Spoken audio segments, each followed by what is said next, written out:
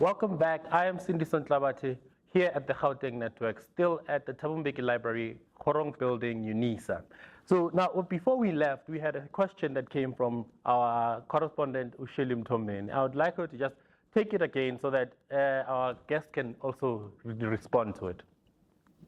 Okay, thank you, Cindy. So this one is for Ms. Debu Telezi as well as Jones, because both of you, I think you did touch on you spoke about the intersection of culture and sexual orientation that impacts the mental health of men, to be specific. So in a context of Black African traditions, how they, as communities, can actively work to dismantle harmful stigmas around men and mental health.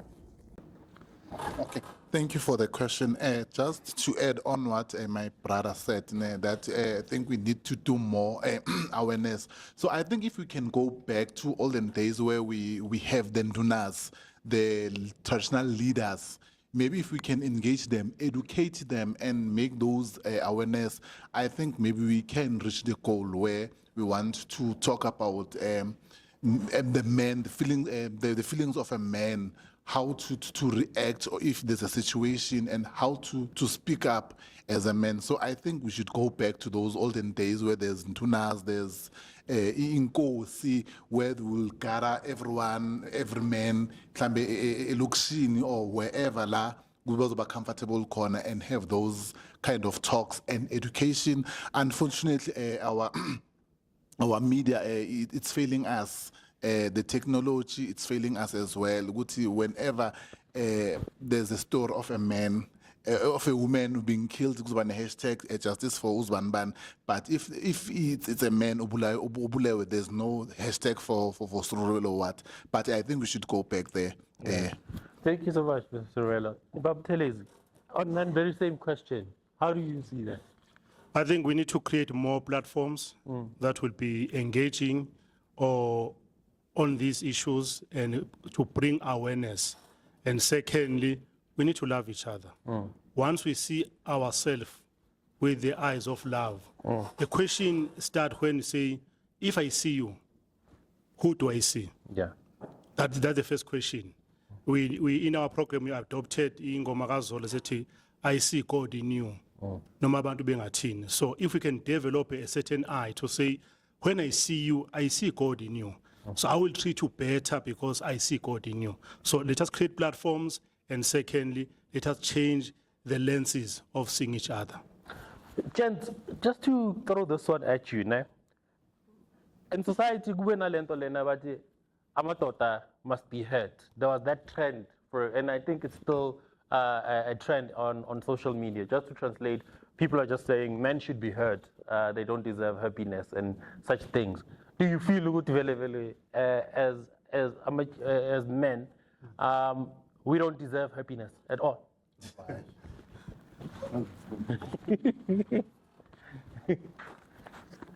Of course, we deserve happiness, but it doesn't mean that whatever you do mustn't make you happy. You can combine the two, you understand? So it is more about taking a negative situation, putting yourself in there, taking yourself out of your comfort zone, putting yourself in there, in the shoes of people that now looks for you unhappy, right? And then you're gonna actually realize that everything is not as unhappy. I mean, pageants, for instance, men don't want to enter them. It's too feminine. Go enter a pageant, explain your story to other people. You're gonna see how many people relate to you. You're gonna see how many lives you change. And then is that still feminine? So you have to do whatever they say is going to make you unhappy to decide for yourself. Are you going to be unhappy? Or is this actually something that you will enjoy or something you can change the stigma around? Yeah. So then that comes to that, part of the family structure is that a man, if he's happy, then what do you think, gents, is at the core of, as a man, having a healthy mindset? Upetla over here is a okay ex. Definitely. I mean, there's a thing about men shouldn't, and I think also we are trying to be commercial and formal about it, you know, and whatnot. But if Aruguti, beginning when they were sending people to war, they sent men. Yeah. When they were sending people to danger to go hunt. They sent men, Yeah. you know, and that thing has been inherited. And now we live in families of the descendants of those people, Yeah. you know, and then now those things is what creates the mental illness, what creates the glitch in the man's head. Yeah. And we need to have that conversation from that standpoint, because now Sizangayo in a way that we are protecting and we are commercial about it. But I must ring you var. When do we begin to talk about mental illness when I need to feed for my family? Yeah. When I need to find shoes, when I need to find electricity, when I need to find water, when I need to find health, shelter? How then do I find myself in the conversation which I need to have access to mental health? Because there are things that are primarily that they don't wait. Yeah. So that's why we have inherited things that we don't talk about, you know, as men. And now we are sitting and we are commercializing it, you know. Yeah. Masuga yi, what you're talking about mental health, you must go home and pay electricity and feed your kids, and it big away, and no one is going to take you out of that. And now we are thinking the mental health becomes a talking space. It is not. Now, hand it over to somebody else. Gonna response. Okay, my response will be totally different from what Ukolan said. Ne? Ngifuna ukuthi sibeleni back to ukuthi i-root cause yokuthi a man angabi happy yini, ne? Because of I hear ngikhuluma ngokuthi a man must pay bills, must do that. Let's go back kuma bedrooms wethu. Are we happy as men kuma bedrooms wethu? Are we communicating na? Because of ngiyabona it's a topic that abantu bangafuna ukukhuluma ngayo. Last week I had a dialogue event where we spoke about everything that has to deal with a man's health, but no one wanted to touch the subject. And I know it's a sensitive thing, but I think we should speak about it because of, I think now it's a contributing factor to a man's health. So, yeah. Yeah. Are you okay? Go ahead. It's just a question. I'm Yeah. wondering on what you said to say men shouldn't be happy. Yeah. Or you said men don't deserve to be happy. Yeah. Society said is saying Or they don't deserve. you don't deserve. They You don't deserve to be happy. So what kind of responsibility is that you're expected to make others happy, but you don't deserve the happiness yourself? Yeah. What sort of nature is it? Yeah. What? No, but like at the end of the day, when you say we have to go back, let's be natural. Yeah. So what sort of nature is that where There's you are the bringer of happiness, or you're expected, the responsibility is on you to bring happiness, but you don't deserve to be happy? You can take it biblically. You look at it, but men love your wife. Then they say, woman, respect your husband. They don't say, be happy. But if you're loving your wife, like, if you're loving your wife, Yeah. you're happy doing it. Are you sure? Why are you loving her? Is love forced? Like, are you forced? What's the definition of love? Okay, here's another thing. I like the going back to nature. We've broken the nature thing. We've broken, for you to be a man and recognized as a black man, you need to go through pain Yeah. to be identified as a man. Yeah. So there are those notions that build, and we do not talk about it. Before you even go to the bedroom, Yeah. you need to go through certain rite of passage to end that bedroom. Talking about this thing.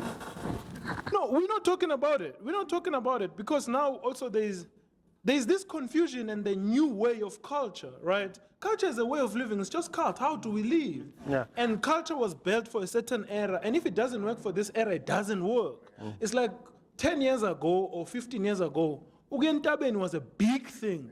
But now it's deteriorating. It's no longer big, right? But suicide and problems, they go high. Because the practices of the culture of the past, they don't help us to live now. I was saying to Taja outside that the biggest problem that has happened to humanity is to remove humanity from the wilderness and force them to practice in the concrete walls using the culture they used in the wilderness. You know, there are no practices that helps us to really survive in this concrete jungle that we live in. Before we could even think of it into a bedroom space, but we really need to think about what is it really? Yeah, what is it? Okay, mhlawumbe singabheka la ekutheni ukuthi what makes a man happy is a man that is fulfilled. What fulfilled a man is a man that has found his purpose. So what can make me as a man happy is for me to find my purpose. Yeah. Once I find my purpose as a man, I will be fulfilled, and then I will be happy. Oh, okay. Now, Shirley, just to look at what do you have for us there, maybe in terms of engagements?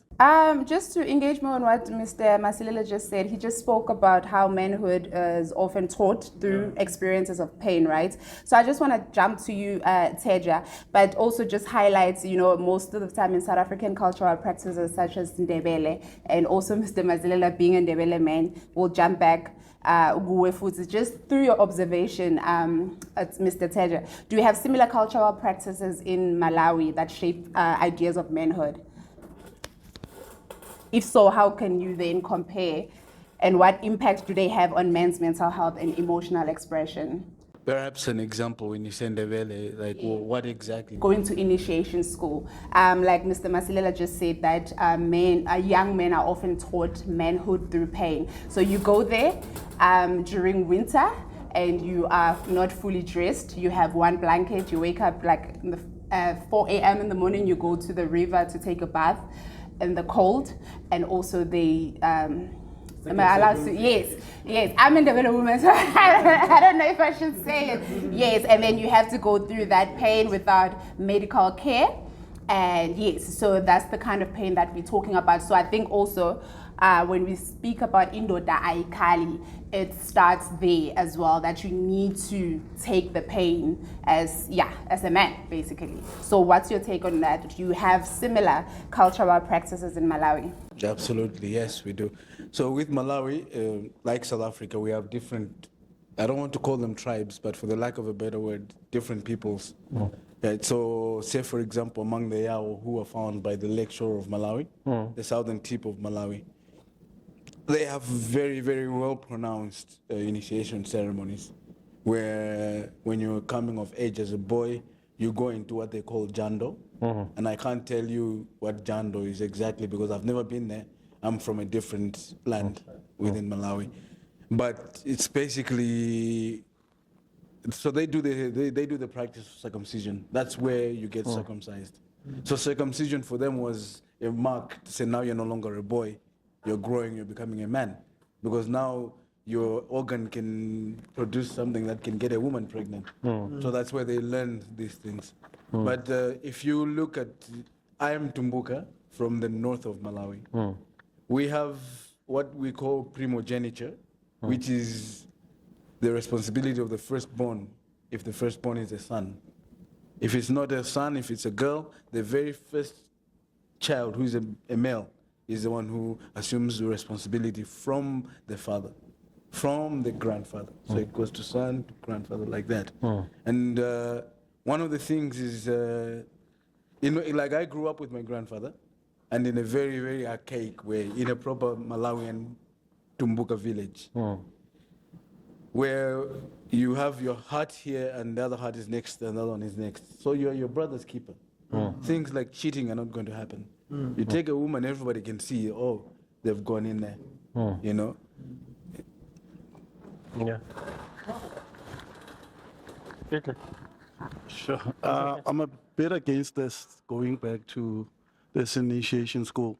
I think it needs to be regulated, especially age-wise. Yeah. Nowadays, you'd find a 15-year-old boy. Yeah, let's use 15. He goes there, and then afterwards, he's able to or allowed to smoke in front of his parents and can even have sex. Now he's the same age as his parents all of a sudden. So I'm against that. That's why I'm saying maybe they should be regulated. Even the guy that I heard, even the guy that cuts you, apparently it is a Saturday night, he's drunk. Sometimes he chops off the whole thing. Yeah. It's not a joke, but it's I'm not kidding. Yeah. Okay, can we go back to Mr. Masilela, still on the initiation part, right? Yeah. I'm very much interested to know, what's your take, policy as a Ndebele man, right? Do you believe attending initiation school is essential in defining someone as a man? And additionally on that, what are your thoughts on the term umsana? You know, Ndebele often used to describe someone as still a boy. You know, if they haven't attended initiation school, regardless of their age, you will still be called umsana, right? And so what's your take on that? How do you feel this perspective influences identity and cultural expectations within the Ndebele community? Hey, why so much responsibility? Because you're a development. Eh, bazongiwahla ke. I mean, cultural, it made sense. Yeah. I'm not really sure now because also as people globally, we are in a transition into another existence, you know. I'm not sure if it still serves the same purpose to go to initiation and come back. And if you did not go, you are not seen as a man, you know. What defines a man? Is that the rite of passage defines a man? Really? Yeah. You know, what are other ways?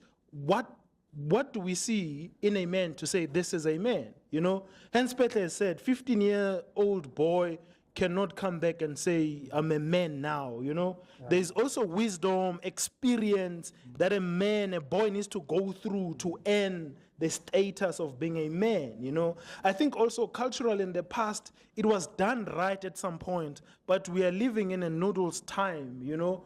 In an infinity scroll time where everything is 2 minutes and it's quick. Yeah. And these initiations have now been turned into business, it's been turned into something that could be done quickly. And I mean, when last did you visit the homelands? When last did you go home where these practices are practiced and your definition of being a man is being used? We live in the city now.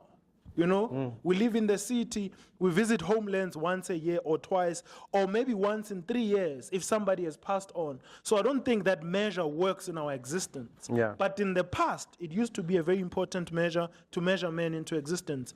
A boy to become a man, they need to go through these initiations. But I don't think now it served the same purpose as it served in the past.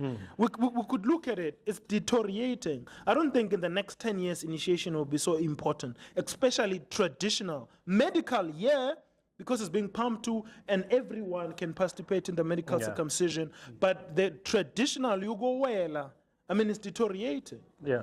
For me, I don't think it will, No, it defines a man in any way. A man is a man. If uyinto uwele ungawelanga. yeah. Sure.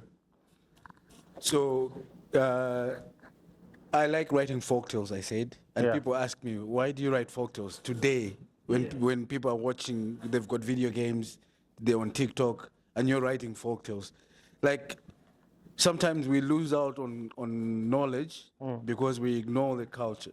Oh. So, say for example, there used to be a tree, and we want to use it for firewood, and we cut the tree, and we cut the next one, and all those trees are gone. Eventually, the name of that tree will be lost. So, somebody was saying in Malawi, why are we facing so many divorce rates? Like the families are just divorcing. Now, I was doing research on some folktales, and I learned that those folktales carry certain songs. And those songs are coming from a particular traditional dance. And that dance was danced to people going into their first marriage. And that already shows you that if they're saying first marriage, there could be a second and a third. Yeah. Yeah. So they actually teach you certain things when you're going into your first marriage. Yeah. But now we don't dance that dance anymore in Malawi. So when we're doing our research, I recorded that dance. And now we want to start going around teaching the dance. Maybe there are lessons in that dance. And it's in a language that I didn't understand. So we also have to translate that language. Yeah. Okay. You can go ahead, Mr. Vasile. I am a bit conflicted, but I want to ask, does it serve the purpose now, you know? Because also, is the thing that I said earlier that, yeah, in the wilderness, hunting made sense, but hunting in the concrete jungle, does it serve the same purpose now in Malawi? So it may not serve the same purpose. Just like maybe a folktale may not be as interesting as a video game to a kid. But through the folktale, they teach you how to respect the elderly without indoctrinating it, without like standard education. They just tell you the story, oh, there was an old woman and she was carrying something heavy, and this little boy didn't help her, and he got punished somehow, right? Now, I want to bring. Okay. Okay, go ahead. So also there's a thing of, so we two-hand.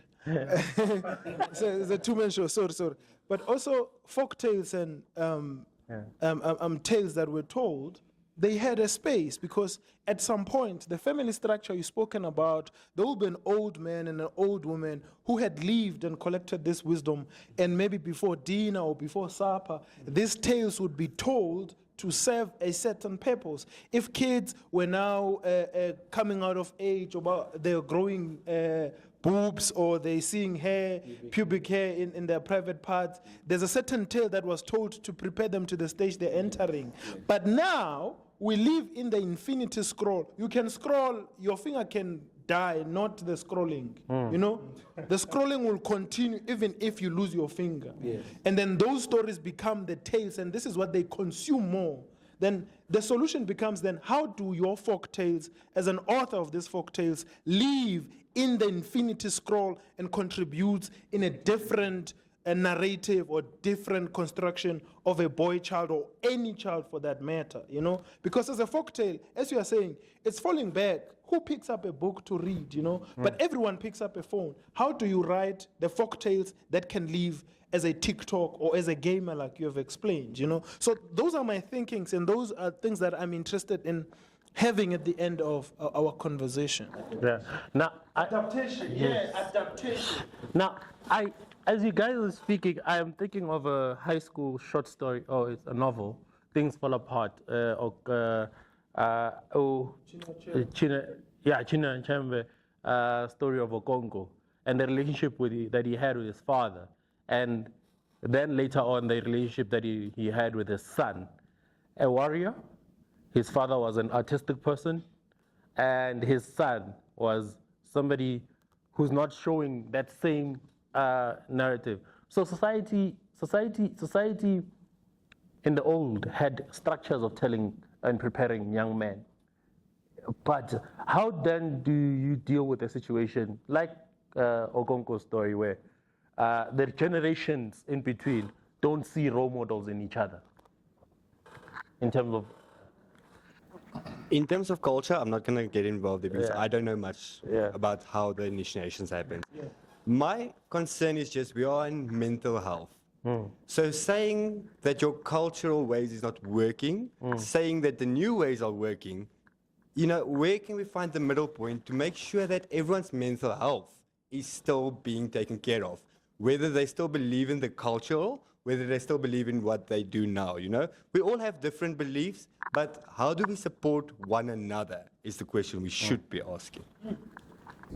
Okay, back, I'm very much interested in culture. So with Mr. Masilela and Ted, right, you kind of went head to head, because you, just to highlight it, you spoke how we can continue preserving culture, right? And then Mr. Masilela, you beg to differ on that. So can you please tell me, do you think there could be a healthier way to uphold and practice our cultural traditions without negatively affecting men's mental health? If so, what are your suggestions? And then also going back to you, you'll just take it from him, Mr. Gonjera. What changes or approaches would you suggest to balance cultural preservations with emotional well-being? Because that's the big issue. I really would love to also get Mr. Dladla on that one as well.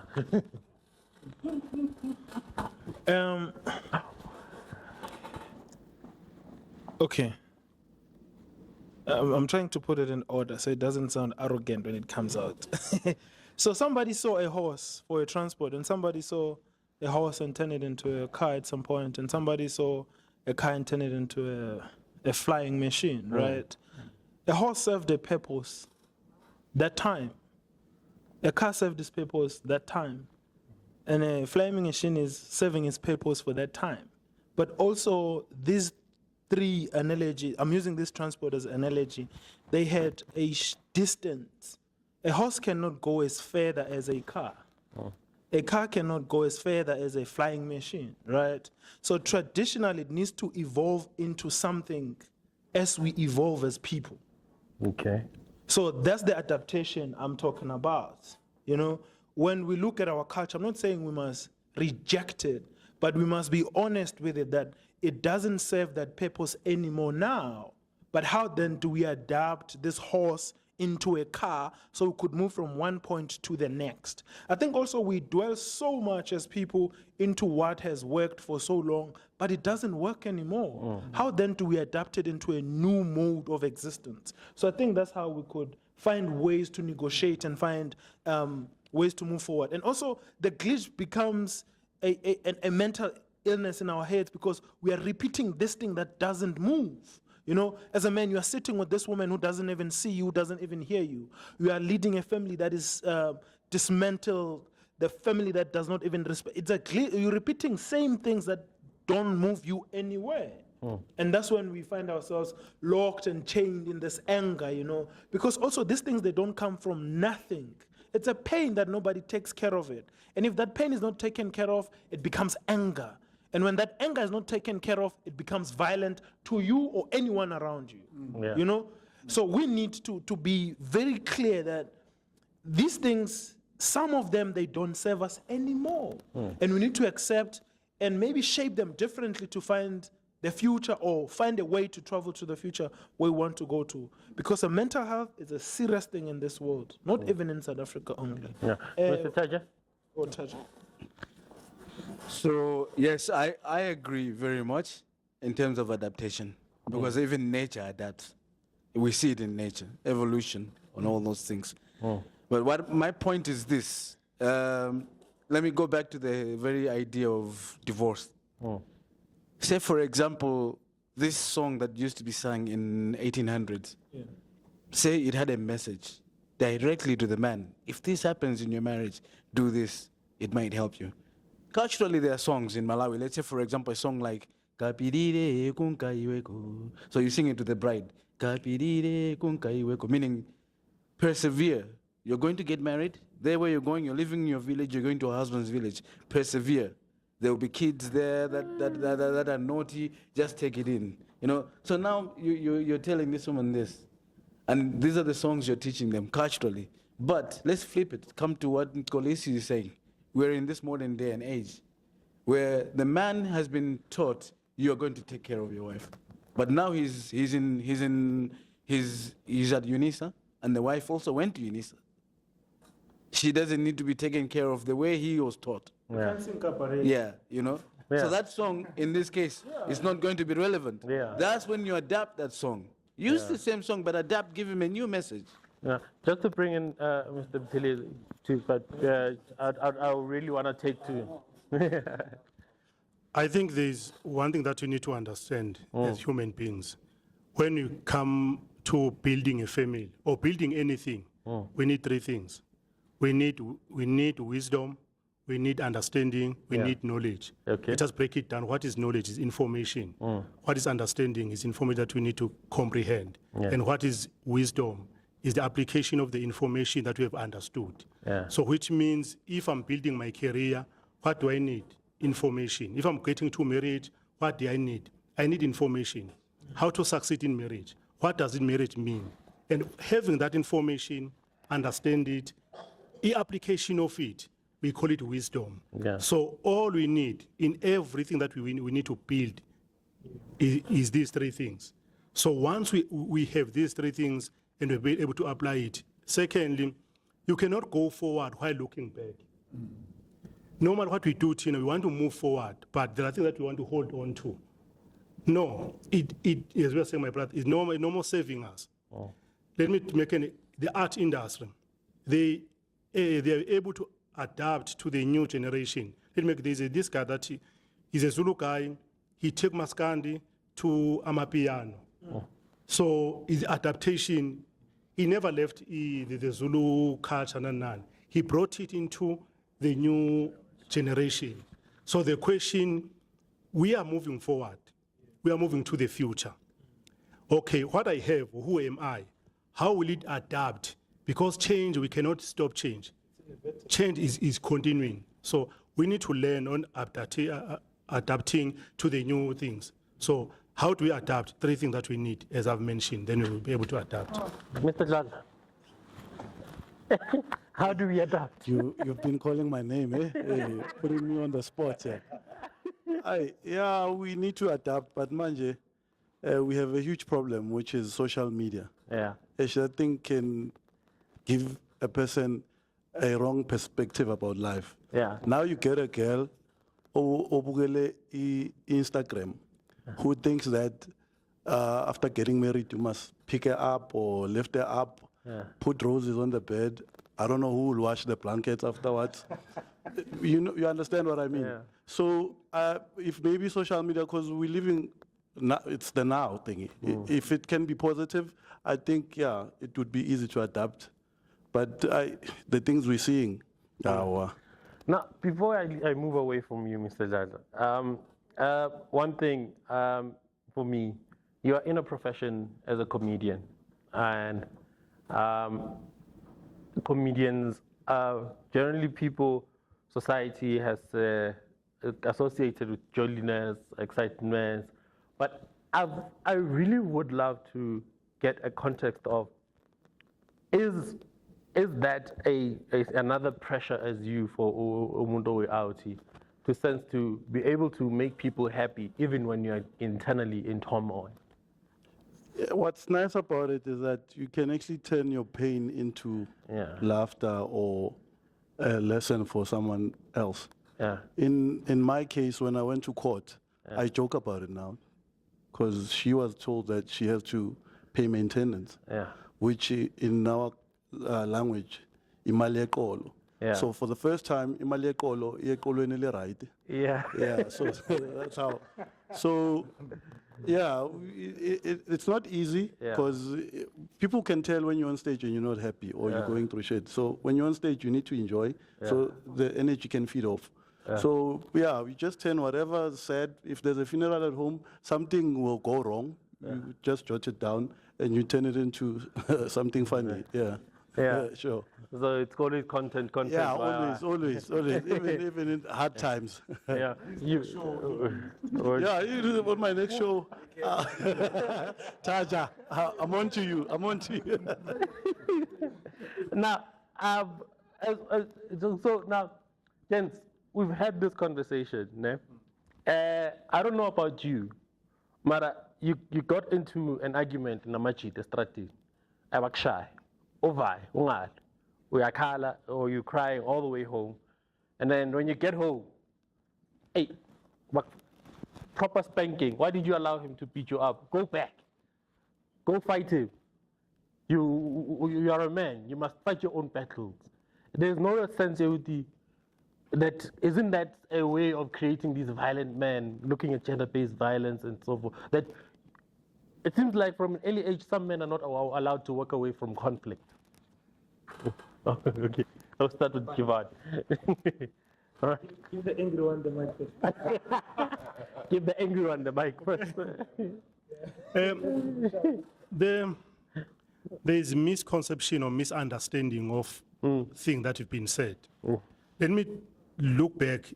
The saying "man does not cry." I think we take it wrongly. Maybe the initial saying of it was set as well, making this an example. Okay, I go outside, they beat me, I come in my home crying. If they say, go back and fight, maybe their intention is not violently, is to teach me that, okay, you don't run away from the problem that you face in life. You need to face them. So the question, which context should I understand to take it? Or maybe as a person, I would say as a parent, no. Listen, you don't come back at home and cry. Cry for who? Okay. Go back. In life, you will meet something like this. You need to face it and win it. So and it's a different perspective. Yeah. So there's some said, okay, maybe we take it wrongly, these things when they're being said. Ngoba, men must not cry. We take it wrongly. It's my belief. I'm not angry. There is also there are many things that are very figurative. They're not literal, right? And in Nkulumo Vele Yesintu, it has those metaphors, and it's not like literal thing. But also, it being passed to the next generation, it loses its meaning and its intention, right? And once that loses its meaning and its intention, it represents the generation. Because a man, indoda ikhali, in this day and age, it means the literal meaning that you must not cry. You understand? So it might have been, it had the opportunity to be shared amongst others so that it could be understood, and then this is a representation of that time. But now it means that indoda ayikhali, right? And also, we must not think, well, your analogy, good mabakshayile hambo sha, there are practices to raise kids. There are practices. And what forms mental illness in the future are traumatic, repetitive pains that kids don't heal from. But there are ways of raising your kid. Magalimele, magafaka umhlabathi and go play with other kids. Magadelela bakufaka iswazi. That's not, it's like an upbringing. So we must not mistaken raising the methodology that's being used to raise a boy child as a way of creating traumas. But we really need to, hence I'm saying, we will never understand a mental illness from the point of just talking about it. There are people who've spent years of study who are trained so they can diagnose us with mental illness. But there are certain practices that are used repetitively, wrongly, and then they create these monsters when they grow old. But leo kuthi siyalwa uSibusiso ngishayile bathi hambo sha uSibusiso, I mean, it's boys being boys, you know? And there's a normal way and they grow up to be good people. But there are certain traumas, there are certain boys who've been sodomized and being raped, you know, that they don't heal from that. Yeah. And they become rapists when they grow older. There are certain mental glitches that young men deal with. And then that's what becomes a mental health when they're old. But we must not mistake a household that is raising kids as them perpetuating a mental illness. Sesiyasaba ukuthuka sithi hey nangu depression. Yeah, asisingamkhuzi lo anxiety. Ningakhulumi nayo anxiety cede ubuye university, you know? So those are not things. But now every generation would find its own mission and they have two choices. Right? To uphold or betray the mission. Yeah. If Steve Biko and them, they did not live in that uncomfortable territory to dream for us into existence, we wouldn't have this existence that we have.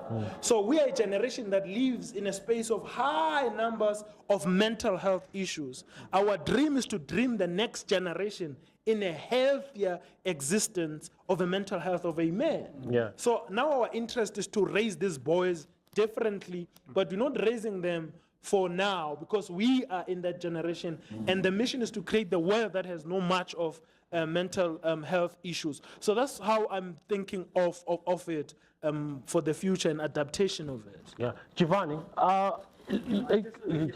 yeah, maybe you can add on this one as well. He's touching a lot on the methodologies of raising boy children.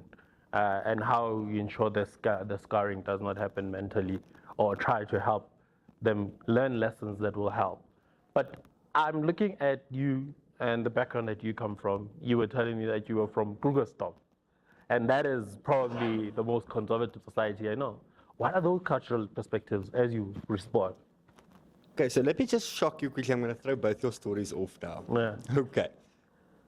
One of the reasons I'm leaving the teaching is, as a man, we are told to fight back, stand up for yourselves, right? But as a man, you're also told, don't fight women. Hey, that's just the start of it. Good. I was assaulted 3 times this year at the very same school I worked. 3 times. First 2 times, they said to me, there's nothing they can do, there's no evidence. The 3rd time, the child started, I grabbed the bag. I got a warning, got thrown to the floor, still got a warning because I kept the child there as corporal punishment. Child scot-free. What do we do? Because now, still, I am wrong, she's right. What do we do? How can we say that, be a man, be strong, stand up for yourself, but you know what, do nothing as well? And then waste their mental health, you know? And that was 2 months ago. Sure.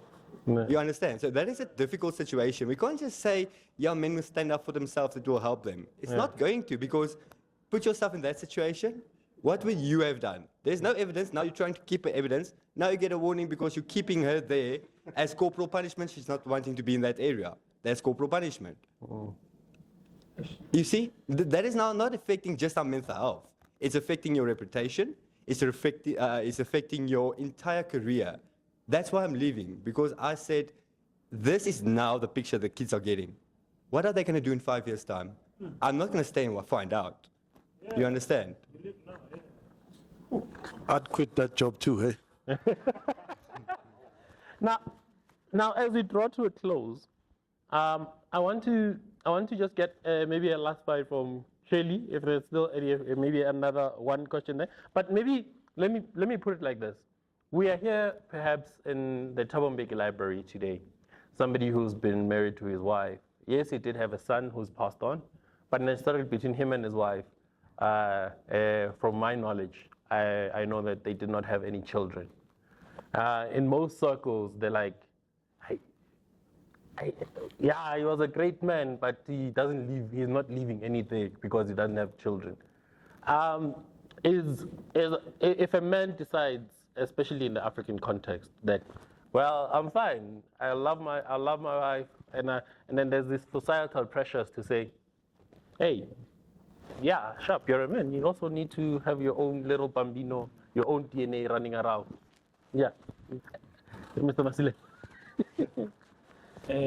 My leader, I think you made a big mistake by using Thabo Mbeki as an example. Yeah. He's living way huge legacy beyond a human being. Yeah. Something that would outlive him and outlive our generation and the generation that will come after us. Yeah. Also is understanding what a legacy is. Maninga ama legacy asicela ama 2 rand skibela ama taxi elokishini, you know? So we have to think about it in a way that, hence I'm saying, the problem is when your dream is just about having a house and a car, then your dreams are very short-sighted. But if you dream about the next existence and being aware that you're not going to live in that existence, then now you're making a difference, and that's when you're building a legacy. But if you're thinking of a legacy as a next human being, you do not know. They have their own brains and their own thinking capacity, and they'll decide what they want to do with your surname and your genes is theirs now. So I think for us now, because we are also being called by the Gauteng network to really find ways of how then do we project or contribute in the future that we know for a fact that we won't be there to live, to see it, or to experience it. But this becomes a part of a departure or a seed that's going to open up different spaces of help, you know, different spaces of understanding that there was an era that our parents, they did not. I mean, let's be honest. When did we begin to have a conversation about mental health as black people? Yeah. Just a conversation. And how many of us sitting here who are going to therapy all the time? Or, you know, so Zipaya Redings Prawam and legacy is not kids. Yeah. So we just need to think of it as which, even this is a legacy that we're going to leave. A young boy in 20, 30, 50, 100 years later, he'll be sitting on a screen and saying, oh, maybe I need help because I'm behaving like this or this is happening. So this is a legacy. So legacy projects are not about kids. And again, Petra gave us a good analogy, how difficult it is to raise that legacy. Yeah. Yeah. Giovanni? I just want to say one thing on legacy. There's actually a good point for men is legacy is not usually only what you gain. So let's take Thabo Mbeki now for instance again. The legacy of a presidency, whatever he did in his presidency, that is his legacy. But now, once his child takes over, same with me, I will not have a legacy if I don't adopt a child. Even if it's not my own child. Sorry, I'm going to move my way from the... Okay. So even if it's not my own child, the child's going to get my surname. Okay? I don't follow the legacy of my dad, but what is the legacy I want to leave my child? It's not the money and things. It's the knowledge of how to deal and how to make your own legacy using what I've given you. That is a legacy. There's a foundation in his name, right behind us there. There's a foundation. That is a legacy on its own. That foundation does the work of what he wanted. If there's a legacy that his child's following, it will be a different legacy. So each of us still gets to follow our legacies, but we adjust it to what we feel we can change in the world, what difference we want to make. Okay. Now, as we draw to a close, oh, okay, definitely. Chaja, as you respond, maybe also give us some things that you again that are available in terms of Malawi, in terms of just assisting men in mental health as well, as you to do your point. Well, my point on legacy was, I think, going also back to culture. Yeah. When, as like in our tradition, if your surname is what you do. You know, so like Chukula Mayembe is somebody who makes hoes, like hoes for farming, right? So that's the trade, and that's how they feed their family. So, and the children learn it from a very young age. See, they're sitting there and learning from the dad. Yeah. So that's maybe where the legacy came from. If maybe your family were weavers, then you would have a matete. So matete is so you'll have matete, and that's how the legacy came in. So then it was important to have a child. Yeah, because then he continues the family legacy. No, we're adapting. Maybe with these days, like we're saying, these days. So now it's coming to education. Now we have education. I don't want to do matete anymore. I go and learn how to use a camera, and I want to be a photographer. So it's not like I'm betraying my father's legacy. Like you said, I'm now using that DNA for my own journey. Yeah, so now I'm a cameraman or a filmmaker. You know, so I didn't betray my family legacy. I'm now creating my own legacy within the family circle. Yeah. But coming to your question, in terms of services in Malawi, we are a small country that is, you know, still building our digital platforms, still building our media services. So mental health is it's a subject that is, you know, bubbling under and really just slowly coming into the surface, where I don't think it's in school curriculums in the way that it should be, because school is a structure where we use for education. There are very few organizations that are working. Specifically, like I mentioned, says St. John of God offers rehab services. Okay. Yeah, for 12 steps of Alcoholics Anonymous, they have such things. They have counselors. They have therapists for speech therapy. For, you know, if you want to see a psychiatrist, for people with special needs.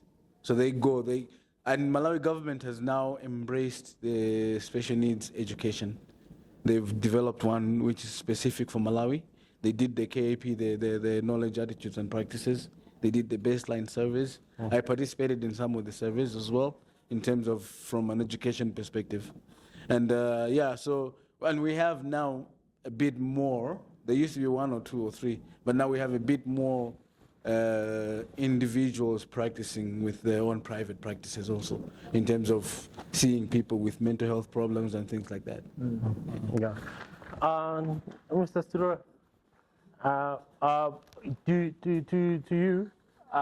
you, the structures, organizations that you maybe can highlight that you've worked with that provide services. Okay, on my foundation, what we do, we deal with the boy child, but there's the structures that we have on Surubele. We do skills development. We collaborated with Temisa Track Rehabilitation Center. We go and clean up Abonyaupe, and then we take them to sessions every Tuesdays. And then after that, if there's a rehab space, then we take them to rehab for free. And then we go to schools, make summer talks. What else do I live? Yeah, so this is what we do for now. And then we do camps next year. We do camps, and we also have it's a project that I want to do now. Since it's December, it's called Adopt a Boy Child. So basically, you, as a man, you see that there's this boy that needs a father figure attention. Then you adopt that child, you nurture that child. You maybe when you do your groceries or what then you buy some few items, maybe a toothbrush, anything that a man needs, then you buy for that child. Because it's December, it's Christmas, everyone will be their families, but that boy child doesn't have that feeling or didn't experience father's love. So it's an adoption. And then this January, then we'll have another program called Adopt a Boy Child to Work, because there's this thing, take a boy child to work. So you want to adopt the boy child to work. If, let's say, Brother Masilela, it's in acting, and I saw there's this talent, then Brother Mkosi can adopt that child. Ambonise maybe a voluntary lapho ukuthi whenever masakaya high school after matric sakaya ukuthi une knowledge, and so it's those projects that I'm going to do next year. And most important, I'll be doing Stanto Namajita season 2. It's a dialogue on mental health. So yeah. Peter, just as you close off, Mangbuza Guwe, one, are you aware of any centers where a man can go Marafunu Kulum? Or also, maybe, do you think it's things that are needed as you just give us a roundabout? You're closing. There's none. The one that I know is you can go to a clinic on Wednesdays. Yeah. There's like a psychologist and the QE in there. Yeah. Mawufika a psychologist na ilambili icela igama lelikota like yazi itoza la emhlabeni.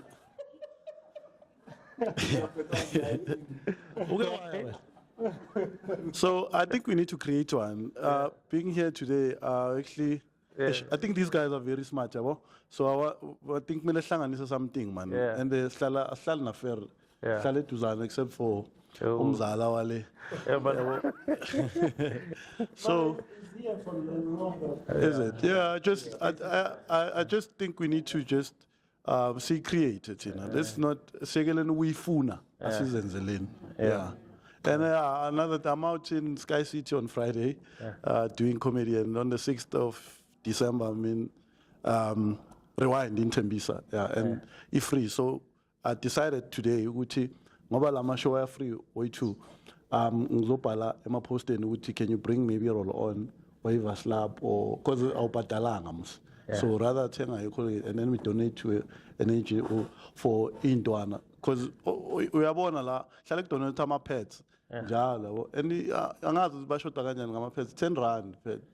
Yabo I roll on 18 mali hayi kabi sorry mari pet 9 rand. Come on. And ungawasebenzisa for 4 months ngiyadlala. Views expressed. Yeah. Yes, Javon, just a moment. I just want to jump over to Shaylee, then we'll pick up from you. Yeah, you can keep it. Okay, yeah, to everyone, this is a burning one, I need to know. But in the must, yes, we spoke about but in the men does not cry. So there's this thing in the townships, Teja, where they say in the must, so meaning a man must provide, right? So I just want to know from you guys, in terms of our economy, of course, the high unemployment rate in South Africa as well. What's your take on that one? Because also we have women, I don't want to be negative, I'm speaking facts. We have women who don't think indoda must, right? They believe in partnership, right? Guti, we're doing this life thing together. The economy is, not in our favor. I'll buy this, you'll buy this, let's do this thing together, right? But we are, why am I saying we? They are called Bob the Builders, right? That's build them, we'll snatch them. And let me tell you, they do snatch them and they are snatchable. But we'll talk about that. They are snatchable, right? Yes. And then, they are called Bob the Builders in a negative way to say, our mothers, they've been building our fathers, but they left anyway, and they were snatched just like that. So now it creates that thing where we say, if he has nothing, I don't want him, right? He needs to. Then that's when the must comes in, because also we are also normalizing this thing of saying men cheat. You won't find anyone who doesn't. Every man cheats. So find your own and make sure he has money. It's better to cry but in a Lamborghini than to cry in a Tez. That's what they say, because you're gonna cry anyway, right? So now I want to know, in terms of that, how does then that affect a man's mental health when it comes to relationships? Because now we find men, they're complaining. They can't date because they don't have money. You know, they don't have that emotional support from their partners. If you are not working and you have a partner, they wake up every day, they go to work, you're washing dishes, you're less of a man. But then how do we then, normalize preaching about partnership more than anything? And also speak to men, because also you guys have a problem that if a woman is playing that role, right, you guys complain also that she doesn't see me because she's paying the bills. How do you deal with it? Is it a conversation that starts in the bedroom, Mr. Jones, like you said? Do you think it needs to start there? The foundation of building partnership, then you can be able to take in whatever you get out there? Or do you think also you guys have a problem? Your ego, I'm a man, I must provide, she can't take care of me, you know, and so on. And then, but when you're not working, still, it affects you that you can't date. Women are called slave queens now in South Africa, Teja. And yeah, apparently if you don't have money, you can't get one. So yeah, as we close off, and I want the gents to pack exactly what Shelly just said. I want you to respond as the ones that are left to it. Okay, so I'm going to start off by saying, Yeah. how will you know all the men is cheating? Why were you through all the men, you know? That's a problem. That's just a joke, okay. So in a relationship, we want everything to be equal. So then I don't believe a man should be the provider. And who says what the country or what the people say is the standards of a man? Who said that is the standards of a man? Yeah. We decide who we are. We decide what is a man. You know, you're being providing. What does money make? When they take that away, what are you? You are nothing. You're not going to be buried with your money. Yeah. You might have a fancy funeral, but that's that. Yeah. You know? So I feel that men isn't just supposed to be providers. They are supposed to encourage each other to provide together. It's anyway so expensive that one can't pay it all alone on its own. Apologies, because of time, I have to move things along. Mamtholis, I hope uzwile umbuzo kaMamthombi.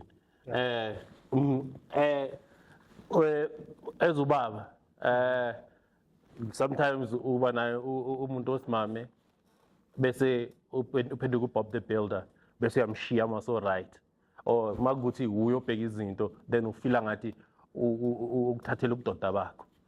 Maybe let's break it down ngale ndlela. Let me say what I'm doing. If I get into a relationship, we put things in the table. Are you here because you create yourself another streams of income? Or what are we here for? Yeah. Secondly, if there's a wrong question that women normally ask. Yeah. If somebody I approach a woman and said, okay, I love you, okay. Maybe a woman will ask me, do you love me? The right question to ask, where are you taking me to? So one, you need to let us have where are we going, a vision as a family. Yeah, I have to just close things off.